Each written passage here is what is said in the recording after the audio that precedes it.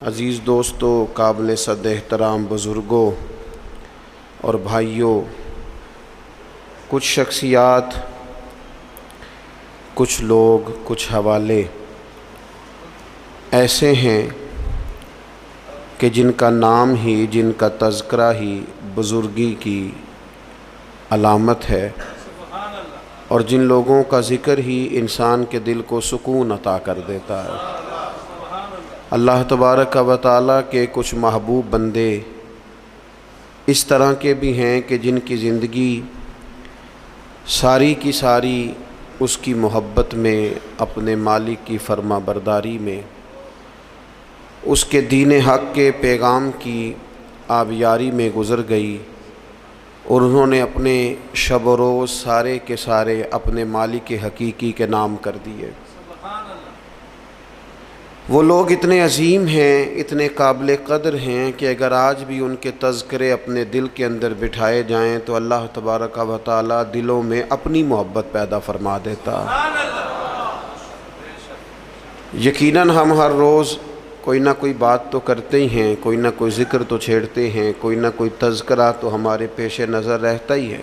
تو کیوں نہ ان لوگوں کے تذکرے زیادہ کیے جائیں جن کے تذکرے اللہ کے قرآن نے فرمائے، جن کی باتوں کو، جن کے انداز کو، جن کی گفتگو کو رب کریم نے قرآن حکیم میں بیان فرمایا۔ انہی عالی مرتبت، ذی وقار، اولی العزم لوگوں میں سے ایک بڑی ہستی حضرت ابراہیم علیہ السلام کی ہے۔ قرآن مجید ان کے تذکروں سے بھرا پڑا ہے، کس طرح انہوں نے اپنے مالک حقیقی کے قرب میں جد و جہد کی، کس طرح انہوں نے کوشش فرمائی، کس طرح اپنی ساری قوم کے سامنے وہ ڈٹ کے کھڑے ہو گئے، کس طرح انہوں نے کفر و شرک کے ایوانوں میں پیغام توحید بلند فرمایا، اور اس کے سامنے جتنی بھی رکاوٹیں آئیں، جتنی بھی آزمائشیں آئیں، جتنی بھی پریشانیاں آئیں، جتنی بھی لوگوں نے ان کے خلاف مہم جوئی کی، جناب ابراہیم کھڑے رہے، حتیٰ کہ ساری قوم نے مل کے آگ جلائی۔ جلانے والے سارے تھے اور جلنے کے لیے تیاری صرف حضرت ابراہیم خلیل کی تھی۔ ان ساری آزمائشوں سے، ساری تکالیف سے، سارے دکھوں سے حضرت خلیل علیہ السلام جب ہو گزرے تو رب کریم نے فرمایا واتخذ اللہ ابراہیم خلیلا، فرمایا اللہ تعالیٰ نے ابراہیم علیہ السلام کو اپنا گہرا دوست بنا لیا۔ ابراہیم علیہ السلام رب کے گہرے دوست ہیں، خلیل ہیں۔ نبی اکرم نور مجسم شفیع معظم صلی اللہ تعالیٰ علیہ وسلم تو حبیب ہے نا اللہ کے، حضور تو امام ہے نا رسولوں کے۔ نبی پاک کو تو اللہ نے جناب ابراہیم علیہ السلام سے بھی اونچی اور بلند رتبہ شان عطا فرمائی ہے نا، لیکن اس کے باوجود کہ حضور امام الانبیاء ہیں، سرور انبیاء ہیں، سید الرسل ہیں، اس کے باوجود رسول پاک نے جناب ابراہیم کی عظمتوں کو بیان فرمایا۔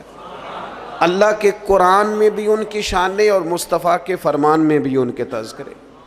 اور بعض چیزیں تو ایسی ہیں کہ جن پہ نا واری ہونے کو دل کرتا ہے، یعنی وہ بات ایسی ہے کہ بندے کا قربان ہونے کو دل چاہے۔ اگر بندہ ہو نا صاحب دل، اور دل بھی اس طرح کا ہو کہ وہ کبھی کبھی دھڑکتا بھی ہو کسی کے لیے، اس میں محبت بھی ہو اللہ رسول کی، تو پھر وہ نا باتیں ایسی ہیں کہ جو تھوڑی سی نا کھینچ لیتی ہیں اپنی طرف۔ حضور علیہ السلام فرماتے ہیں قیامت کے دن نا لوگ کہیں گے، یہ حضور نے بیان فرمایا، کریم محبوب علیہ السلام فرمانے لگے قیامت کے دن لوگ کہیں گے جناب ابراہیم سے کہ آپ اللہ کے دوست ہیں، اس بات کا چرچا آسمانوں میں بھی ہے اور زمینوں میں بھی ہے۔ واتخذ اللہ ابراہیم خلیلا، آپ رب کے دوست ہیں تو یہ بات ڈھکی چھپی نہیں، یہ محبت عروج پکڑ گئی، شہرت پا گئی، یعنی زمانے کو پتہ چل گیا کہ جناب ابراہیم اللہ کے گہرے دوست ہیں، دنیا کو اس کا پتہ چل گیا۔ حضور فرماتے ہیں یہ ذکر ہوگا قیامت کے دن۔ آپ اس شخص کی عظمت کو سمجھ سکتے ہیں کہ جن کے تذکرے، جن کے القابات، جن کی شانیں اس زبان سے بیان ہوں جس زبان سے رب چاہتا ہے کہ اس کی توحید کا تذکرہ ہو۔ قل هو اللہ احد، محبوب آپ فرما دیں کہ اللہ ایک ہے۔ حضرت ابراہیم علیہ السلام کی عظمت، ایک شخص نے حضور کی بارگاہ میں آ کے عرض کی یا خیر البریہ، اے ساری مخلوق سے بہتر. تو محبوب نے مسکرا کے دیکھا، آنکھیں کھولی، محبت بھرے انداز میں فرمایا یہ جو تم نے مجھے خیر البریہ کہا ہے نا، یہ تو حضرت ابراہیم علیہ السلام ہے. گویا حضور فرمانے لگے یہ لقب جناب ابراہیم کا ہے. اپنے اپنے القابات ہوتے ہیں نا، آج کل القابات چوری کرنے کا بھی بڑا مزاج ہے، بڑا مزاج ہے، سب کو لقب چوری کرنے، یہ بھی میرا حصہ ہے، یہ بھی میرا حصہ ہے، یہ بھی میرا. خلیل اللہ انہی کا لقب ہے. اور حضور نے سب کی عظمتیں بیان کر کے اپنی شان، اپنی عظمت اپنی امت کو بتائی. فرمایا جناب موسیٰ کلیم اللہ ہیں اور بے شک ہیں، حضرت عیسیٰ روح اللہ ہیں اور بے شک ہیں. فرمایا جناب اسماعیل ذبیح اللہ ہیں اور بے شک ہیں، حضرت ابراہیم خلیل اللہ ہیں اور ہیں. لیکن فرمایا اعلیٰ وانا حبیب اللہ، یہ یاد رکھنا مجھے اللہ نے اپنا محبوب بنایا ہے، میں محبوب ہوں. اس بات کا تو یعنی ان کی عظمتوں کی موجودگی میں، وہ کسی نے اعلیٰ حضرت کے سامنے کہا تھا نا شان یوسف جو گھٹی وہ بھی اسی در پہ گھٹی. تو فرمایا یہ غلط بات تو نے کیوں کی؟ حضور کسی کو گھٹانے تو آئی نہیں. کہا پھر کیا کہنا چاہیے؟ فرمایا کہو شان یوسف جو بڑی وہ بھی اسی در سے بڑی. یہیں سے کرم ہوا جناب یوسف پر، ان کے تذکرے قرآن پاک میں آئے. قیامت تک جناب یوسف کا نام تلاوت کیا جائے گا. تو نبی پاک نے جناب ابراہیم علیہ السلام کی عظمتوں کو فرمایا خیر البریہ تو ان کا لقب ہے، یہ تو ان کو کہا جاتا ہے. حضور کے جو القابات ہیں وہ تو گنے نہیں نہ جا سکتے، لیکن نبی پاک علیہ السلام تو شانے دینے آئے ہیں نا، عظمت عطا فرماتے ہیں. حضرت ابراہیم کی عظمت جو امت کے دلوں میں حضور نے بٹھائی ہے، ان کی بلندی، ان کی شان، ان کا مرتبہ، ان کا مقام. میں نے کہا حضور امام الانبیاء ہیں، حضور سرور انبیاء ہیں، نبی پاک علیہ السلام امام ہیں جناب ابراہیم کے. حضرت ابراہیم نے بیت المقدس میں حضور کے پیچھے نماز ادا کی ہے. پر حضور فرمانے لگے ہر نبی نے نبیوں میں سے کسی نہ کسی کو دوست بنایا، نبیوں کی نبیوں سے دوستیاں ہوئیں. تو فوراً ذہن کی سطح پر سوال اٹھتا تھا حضور آپ کا دوست کون ہے؟ انبیاء کی صفوں میں ایک دوسرے سے دوستیاں لگیں، ہر نبی کی کسی پیغمبر سے دوستی ہوئی. تو یا رسول اللہ آپ کا دوست کون ہے؟ حضور فرمانے لگے میرے دوست وہی ہیں جنہیں اللہ نے اپنا خلیل بنایا ہے. واتخذ اللہ ابراہیم خلیلا، وہ میرے دوست ہیں جنہیں اللہ نے اپنا دوست بنایا. اور بعض چیزیں تو ایسی باریک ہیں کہ وہ جیسے بندہ زیادہ گہرائی میں نہیں اتر جاتا، زیادہ باریک ہو جاتا ہے اور چیزوں کو بڑی قریب کی سطح تک آ کے اس خوبصورتی اور اس کا حسن ملاحظہ کرتا ہے. اور انسان ان ساری نسبتوں سے بھی پیار کرتا ہے جن کا تعلق محبوب سے ہو جاتا ہے، ان گلیوں سے بھی پیار ہو جاتا ہے، ان رستوں سے بھی پیار ہو جاتا ہے. کسی نے بابا فرید سے رستہ پوچھا تھا دلی میں کسی شہر کا، کسی محلے کا، کسی علاقے کا، تو فرمانے لگے نہیں آتا. کب سے ہو دلی میں؟ فرمانے لگے سالوں بیت گئے. تو کہا گلی کا نہیں آتا؟ کہنے لگے دو رستے مجھے بالکل صحیح آتے ہیں، دو بالکل صحیح آتے ہیں رستے، بالکل پکے. ایک جو خواجہ قطب الدین صاحب کے گھر جاتا ہے، اور دوسرا اگر وہ حکم دیں تو جو واپس آتا ہے. دو رستے، ایک کو یار دی یاد پکائیے تے وہ یاد مکمل کیتی ہے. جو کام کرنے والا تھا اس میں کوتاہی، وہ اس میں کوئی قضا نہیں کسی قسم کی. تو کچھ چیزیں ایسی ہوتی ہیں یعنی بندہ نا ان جگہوں سے بھی پیار کرتا ہے جن کی محبوب سے نسبت ہو، ان تعلقات سے بھی پیار کرتا ہے. ہمارے ہاں لوگ یہ کام نہیں کرتے. ہمارے ہاں لوگ فرد واحد سے محبت کرتے ہیں، نسبتوں کو چھوڑ جاتے ہیں. ہم سادے لوگ ہیں نا. تو ایک دفعہ ایک بزرگ اور ہمارے عزیزوں میں سے ہی اور ان کی اہلیہ دونوں میاں بیوی بوڑھے تھے، تو اپنے داماد کی کچھ شکایتیں اور کچھ دکھ بیان کر رہے تھے. تو دکھ بیان کرتے کرتے کہہ رہے تھے منڈا بڑا چنگا ہے، گھر دے نہیں سو ٹھیک، منڈا بالکل ٹھیک ہے، ماں سکھاندی ہے، باپ غلط گائیڈ کرتا ہے، کوئی تھوڑا جا نقص پہنا پائیاں چ بھی ہے. تو میں ان کی باتیں سن کے ہنس پڑا. تو مجھے کہنے لگے آپ کیوں ہنس رہے ہیں؟ میں نے کہا جی بات ہے نا، نہ جس کی ماں ٹھیک نہ جس کا باپ ٹھیک، نہ جس کے وہ خود کیسے ٹھیک ہو گیا؟ یہ انوکھی بات ہے کہ اس سے تعلق رکھنے والی کوئی شے ٹھیک نہیں۔ اور میں نے کہا وہ بھی اسی طرح کا ہی ہے، بس آپ اس کی خطائیں چشم پوشی کر رہے ہیں کیونکہ نباہ کرنا ہے نا، اور باقیوں سے آپ توڑنا چاہ رہے ہیں۔ یوں نہ کریں، جو ٹھیک ہوتا ہے اس کی نسبتیں بھی تقریباً، اور اگر کوتاہیاں ہوتی ہیں تو پھر کم و بیش کوتاہیاں بھی ہوتی ہی ہیں۔ ہمیں سمجھنا ہے اس بات کو کہ نسبت جو ہو نا، نسبت اس کا بھی، اگر محبوب سے پیار ہے تو محبوب کی اولاد پاک سے بھی پیار، اگر حضور سے پیار تو جو حضور کی گلیوں میں محبوب کے ساتھ چلتے تھے صحابہ ان سے بھی پیار، اگر محبوب سے پیار تو پھر حضور کو مکے سے پیار تو ہمیں بھی مکے سے پیار، اگر محبوب سے پیار تو نبی پاک کو شہر مدینہ سے محبت تو ہماری مدینے پہ جانے بھی قربان، اور اگر حضور علیہ السلام کو مسواک پیاری تو ہمیں بھی پیاری، حضور کو داڑھی شریف سے محبت تو ہمیں بھی بڑی محبت، نبی پاک کو کتاب و سنت کی تعلیمات کے ابلاغ سے شغف تو ہم زندگی لٹا دیں گے اسی کام میں۔ جو چیز حضور کو پیاری، نسبتوں کا جو منج ہونا چاہیے، جو انسان کے دل میں قدر ہونی چاہیے، اس سے کبھی کوتاہی نہ کریں، ورنہ آہستہ آہستہ آہستہ آہستہ پھر انسان اصل سے بھی جاتا ہے۔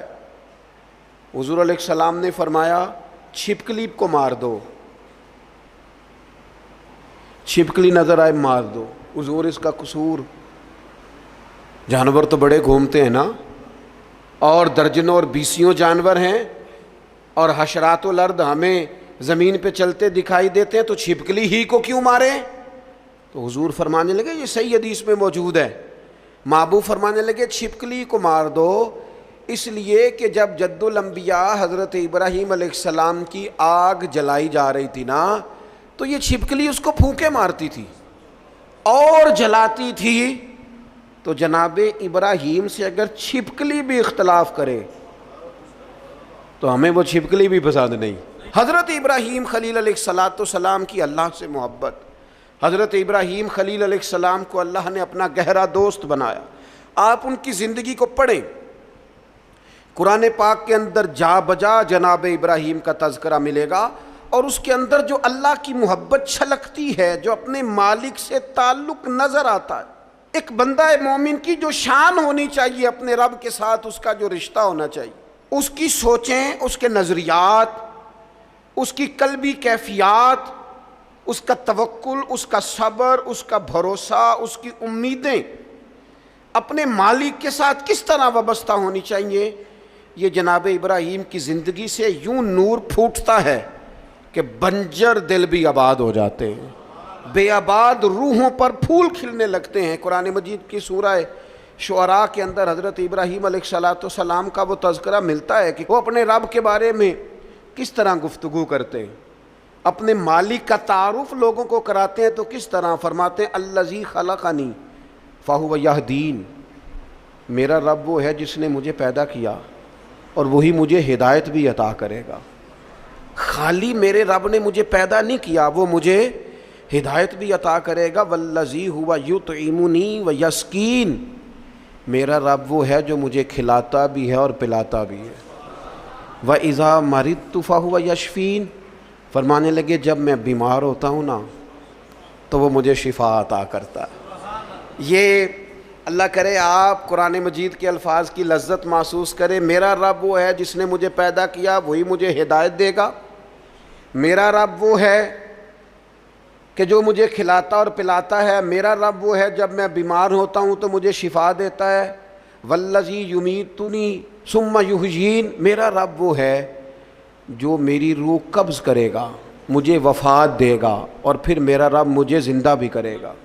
اور فرمایا والذی اطمع ان یغفر لی خطیئتی یوم الدین، قربان جائیں، لفظ دیکھیں، عاجزی دیکھیں۔ اللہ کے نبی تو معصوم ہوتے ہیں، خطاؤں سے پاک ہوتے ہیں، لیکن فرمانے لگے پھر مجھے امید ہے کہ میرا رب قیامت کے دن میری خطائیں بھی معاف فرما دے گا، میرا رب قیامت کے دن میری خطائیں بھی معاف کر دے گا۔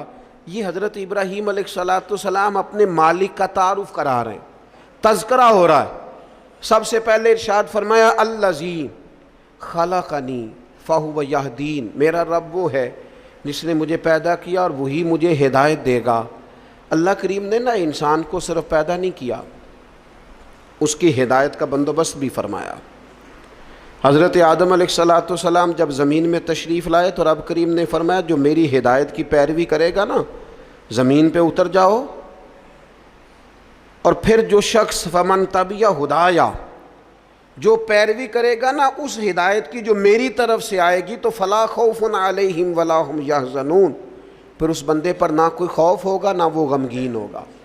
اللہ کی طرف سے جو ہدایت آتی ہے، کب؟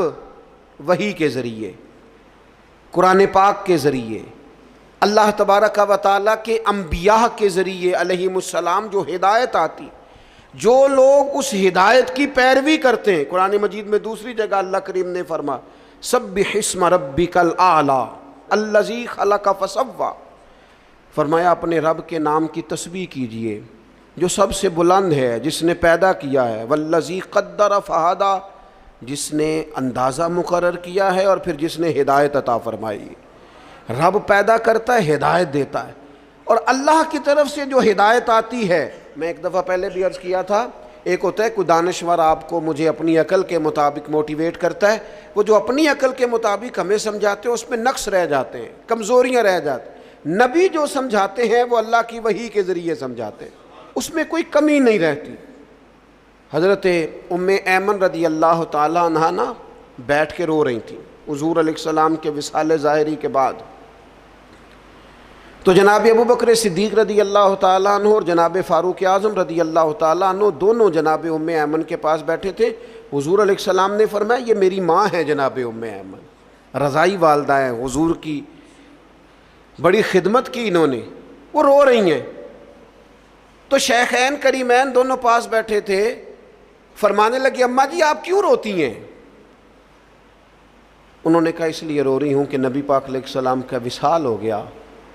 جناب ابو بکر صدیق فرمانے لگے اللہ نے تو محبوب کو بلند شانیں عطا فرمائی ہیں، حضور کی عظمتیں تو بلند سے بلند تر ہیں وصال کے بعد بھی۔ تو حضرت ام ایمن نے جو جملے کہے وہ بڑے سمجھنے والے ہیں، فرمانے لگی میں رو اس لیے رہی ہوں کہ حضور موجود تھے ظاہری طور پر، تو جو آسمان سے وحی آتی تھی نا وہ سلسلہ ختم ہو گیا، وہ جو اللہ کا بندوں سے رابطہ تھا، وہ جو وحی آتی تھی وہ سلسلہ منقطع ہو گیا۔ تو اللہ تعالیٰ اپنے بندوں کی ہدایت کا بندوبست کرتا ہے، جناب ابراہیم فرما رہے ہیں، قرآن مجید اس کا تذکرہ کر رہا ہے۔ ہمیں وہ ہدایت لینی چاہیے جو کتاب و سنت سے ہمیں ملتی ہے، وہ رہنما اصول لینے چاہیے جو ہمیں کتاب و سنت سے میسر آتے ہیں۔ ہمارے ہاں برادری کے رسم و رواج، قبائلی رسم و رواج، علاقائی ضروریات، اور پھر یہ کہ میں اب چونکہ فیشن بدل گیا، اب چونکہ حالات بدل گئے، اس تناظر میں ہم اپنی زندگی کو ترتیب دیتے ہیں، نتیجہ جو نکلتا ہے کہ زمانہ گزر گیا ہے، ہمارے حالات بہتر ہونے کو آ ہی نہیں رہے۔ تو حضرت ابراہیم فرماتے ہیں رب نے مجھے پیدا کیا اور میرا رب مجھے ہدایت بھی عطا فرماتا ہے۔ پھر فرمایا والذی ہوا یطعمنی ویسقین، میرا رب وہ ہے جو مجھے کھلاتا بھی ہے اور پلاتا بھی ہے۔ کھلاتا پلاتا کون ہے؟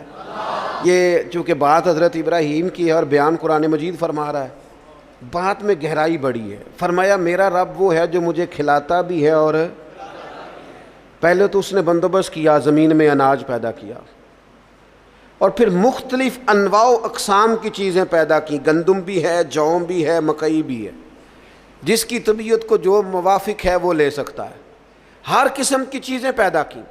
اور جناب ابراہیم کہتے ہیں یہ میرا رب ہی کھلاتا پلاتا ہے، یہ ساری چیزیں پیدا کرنے کے بعد پھر بھی اگر سے دے تبھی بندہ کھا سکتا ہے، خدا نہ خواستہ منہ میں زخم ہو جائے تو بندہ کھا سکتا ہے؟ پکی ہوئی ہے چیز آ گئی ہے آپ کے سامنے پڑی ہے، نہیں کھا سکتے۔ کھائیں گے کب؟ جب رب کھلائے گا۔ پئیں گے کب؟ جب رب پلائے گا۔ سامنے چیزیں پڑی ہیں، بہترین بنی ہوئی ہیں، وہ کہتا ہے میرا معدہ قبول نہیں کرتا، اب میں اس کو ہضم نہیں کر پاتا، اب میری طبیعت کے ساتھ جناب ابراہیم علیہ السلام کی باتیں، رب کی محبت میں کی ہوئی باتیں، اللہ کے پیار میں کی ہوئی باتیں، فرمانے لگے کھلاتا بھی اللہ ہے، پلاتا بھی اللہ۔ میرے نبی پاک علیہ السلام نے اس بات کو بڑا کھول کے بیان کیا جب سرور کائنات صلی اللہ علیہ وسلم نے وصلی روزے رکھے نا، مسلسل روزے، سرکار افطار نہیں کرتے، مسلسل روزہ رکھ لیتے ہیں. تو بعض صحابہ نے بھی رکھے تو ان کی طبیعت میں نکاہت آ گئی، علیل ہو گئے. تو حضور نے فرمایا تم میں میری مثل کون ہے؟ فرمایا میں تو اپنے رب کے پاس رات گزارتا ہوں، مجھے کھلا بھی دیتا ہے پلا بھی دیتا ہے. مجھے میرا رب کھلاتا پلاتا ہے، کھلاتا پلاتا رب بھی ہے. آپ یقین کریں نعمتیں جتنی مرضی ہوں. والذی ہوا یطعمنی ویسقین، جناب ابراہیم کہتے ہیں میرا رب مجھے کھلاتا ہے اور میرا رب ہی مجھے. پھر حضرت ابراہیم آگے فرماتے ہیں وَإِذَا مَرِضْتُ فَهُوَ يَشْفِينِ، وَإِذَا مَرِضْتُ فَهُوَ يَشْفِينِ، فرمایا جب میں بیمار ہوتا ہوں تو میرا رب مجھے شفا. سبحان اللہ. جناب ابراہیم کا انداز دیکھیے، فرمایا بیمار میں ہوتا ہوں، یہ نہیں فرمایا وہ بیمار کرتا ہے، بیمار میں ہوتا ہوں. یہ عاجزی دیکھیں، یہ تعلیم امت دیکھیں، یہ سمجھانے کا انداز دیکھیں. جب میں بیمار ہوتا ہوں نا وہ مجھے شفا عطا کرتا ہے. اللہ کے انبیاء کرام علیہم السلام یا اولیاء کرام جب بیمار ہوتے ہیں نا تو ان کی بیماری آزمائش ہوتی ہے، ان کے درجات کی بلندی ہوتی ہے، اللہ کا قرب اور بڑھتا ہے. ان کی بیماری معاذ اللہ کسی قسم کی سزا نہیں ہوتی. لیکن میری اور آپ کی طرح کے لوگ، ہم جو گناہگار لوگ ہیں، ہم کیوں بیمار ہوتے ہیں جی؟ شوگر کیوں ہوتی ہے؟ زیادہ میٹھا کھایا، اپنے جسم کو آرام دہ کیا، کوئی ورزش نہیں کی، کوئی کوشش نہیں کی، کوئی جد و جہد نہیں کی. مومن کی زندگی اس طرح نہیں ہوتی کہ وہ ساری بستر کی نظر کر دے، وہ موبائل لے کے لیٹا ہے تو لیٹا ہی لیٹا ہے. یہ اس کی لائف نہیں ہوتی. مومن کی زندگی فعال ہوتی ہے، جد و جہد والی ہوتی ہے، کوشش والی ہوتی ہے، اس کے اندر ہمت اور توانائی پائی جاتی ہے. مومن کا کام ہے مسلسل آگے بڑھنا، کوشش کرنا.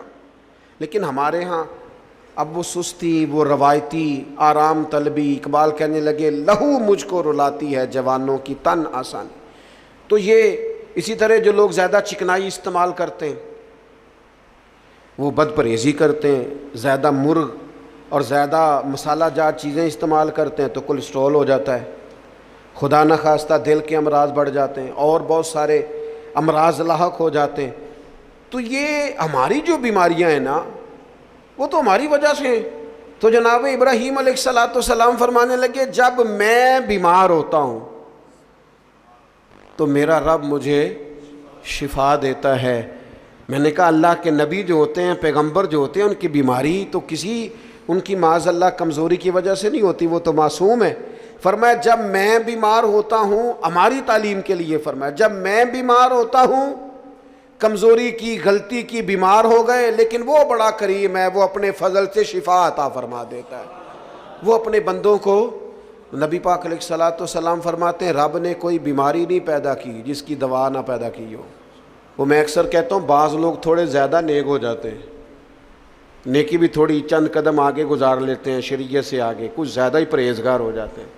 وہ خدا کے بندے دائرہ شریعت کے اندر حضور نے منع فرمایا تھا ساری رات کھڑے ہو کے عبادت نہ کرنا، کچھ دیر آرام بھی کرنا. جی میں نے عبادت ہی کی ہو، بھائی عبادت کر، پر جو دین تجھے بتاتا ہے اس کے دائرے میں رہ. وہ جی ہم دوائی نہیں استعمال کریں گے، ہمارا اللہ پہ بھروسہ ہے.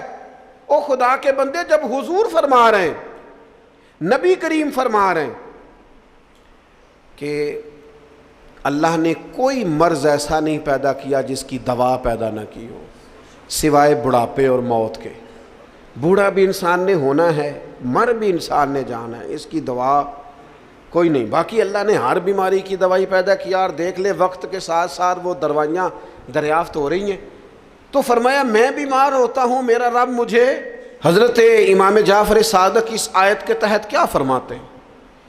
فرماتے ہیں یہ ہماری تعلیم کے لیے نا، جب میں بیمار ہوتا ہوں تو میرا رب مجھے شفا عطا کرتا ہے. امام جعفر صادق فرماتے ہیں جب لوگ گناہ کر کے بیمار ہوتے ہیں نا تو اللہ انہیں توبہ کی توفیق دے کے شفا عطا فرما دیتا ہے. حضرت شیخ ابو بکر شبلی رحمۃ اللہ علیہ فرمانے لگے جب لوگ دنیا میں پوری طرح محو ہو جاتے ہیں اور دنیا داری کر کر کے بیمار ہو جاتے ہیں، پھر رب جب فضل کرے اور اپنے دیدار کی لذت پیدا کر دے تو اس کا مطلب ہے رب لذت پیدا کر کے شفا عطا فرما رہا. جب میں بیمار ہوتا ہوں تو پھر میرا رب مجھے شفا عطا کرتا ہے. والذی یمیتنی ثم یحیین، فرمایا وہی مجھے وفات دے گا اور پھر وہی مجھے زندہ بھی کرے گا، پھر کھڑا کرے گا قیامت کے دن مجھے. اور فرمایا والذی اطمع، مجھے امید لگ گئی ہے. اعلیٰ حضرت نے ترجمہ کیا ہے مجھے آس لگی ہے، یہ میری آس ہے. کیا؟ ان یغفر لی خطیئتی، کہ وہ میری خطائیں بخش دے گا. میں نے کہا انبیاء معصوم ہوتے ہیں، یہ بھی ہماری تعلیم کی. امید رکھو کسی جگہ بھی، کسی مقام پر نا امید نہ ہونا. اللہ معاف کرنے والا. امید لگی ہے کہ وہ میری خطائیں بخش دے گا. کب؟ یوم الدین، قیامت کے دن. وہ میری خطائیں صبح قیامت معاف کر دے گا. حضرت ابراہیم علیہ السلام کے تذکرے، جناب ابراہیم کی عظمتیں، اپنے مالک کو پہچاننا، اپنے رب سے دعائیں مانگنا، یعنی اس تصور کو بار بار اپنے دل میں پیدا کرنا کہ مجھے پیدا کرنے والا میرا اللہ ہے، ہدایت کا نور دینے والا میرا اللہ ہے، کھلانے پلانے والا میرا اللہ ہے، میں بیمار ہوتا ہوں تو شفا دینے والا میرا اللہ کریم ہے، وہی مجھے موت دے گا پھر وہی مجھے زندگی عطا کرے گا. امید ہے قیامت کے دن وہ میری خطائیں بھی معاف کر دے. اپنے دلوں میں یہ جذبہ لائیے، اپنے مالک کے حضور اپنا سر نیال جھکائیے، نکلیے تھوڑا سا دنیا کے جھمیلوں سے، دنیا کی باتوں سے. کیمرے کے پیچھے دنیا نہیں ہے، دنیا تو یہ ہے جو بستی ہے آپس میں. اللہ تعالی حضرت ابراہیم علیہ السلام کی محبت کا فیضان عطا کرے.